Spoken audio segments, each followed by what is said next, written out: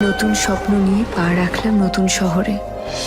उस साइड में है। Thank you. দীপা যখন আবারও শেষমেশ মায়াপুর মন্দিরে যাওয়ার জন্য রওনা দিয়ে দেয়, ঠিক তখনই কিন্তু বেশ অনেকটা রাত হয়ে গিয়েছিল, যার কারণে সে মন্দিরে যাওয়ার আগে যেন একটি হোটেলেতে থাকার চেষ্টা করে এবং সেখানে যেন আবারও সেই হারিয়ে যাওয়া আরিয়ানের সঙ্গে দেখা হয় তারপর যেন সেই আরিয়ানের সঙ্গে কিছুটা সময় কাটালে সে আরিয়ানকে বলতে থাকে যে আমি তো এখানে অনেকটা সময় ধরে রয়েছি, তাহলে এখনো মায়াপুরের সেই আশ্রমশালা থেকে এখন পর্যন্ত আমাকে দেখতে কেউ আসলো না, এইটা কিভাবে হতে পারে? আমাকে আর একটুও দেরি করা যাবে না, আমি এক্ষুনি আবারও সেই মন্দিরে যেতে চাই, সেখানে গিয়ে সবার সঙ্গে কথা বলতে চাই।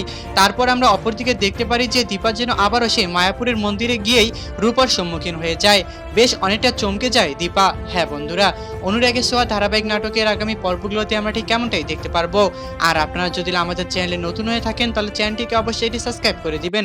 আমরা এপিসোডের শুরুতেই দেখতে পারবো যে দীপা যখন আবারও মায়াপুরের মন্দিরে যায়, ঠিক তখনই কিন্তু সেখানে রূপা তাকে দেখে বেশ অনেকটাই চমকে যায়। সে বলতে থাকে যে আমি তো বেশ 5টি বছর ধরে এখানে আছি, প্রায় সবকিছুই চেঞ্জ করে আমি এখানে থাকি, আমার নামও তো কেউ জানে না, তাহলে আমার মা কিভাবে জানতে পারলো যে আমি আশ্রমশালায় আছি?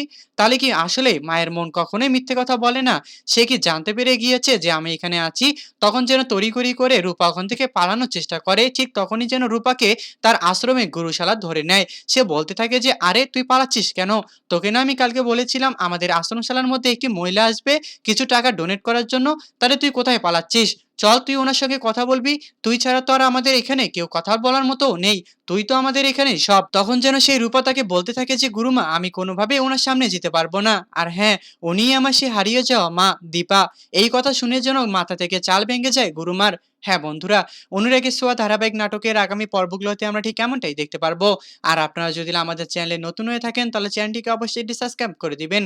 আর আজকের এই এপিসোডটি আপনাদের কাছে কেমন লেগেছে তা অবশ্যই কিন্তু কমেন্ট করে জানাতে একদমই ভুলবেন না। ধন্যবাদ।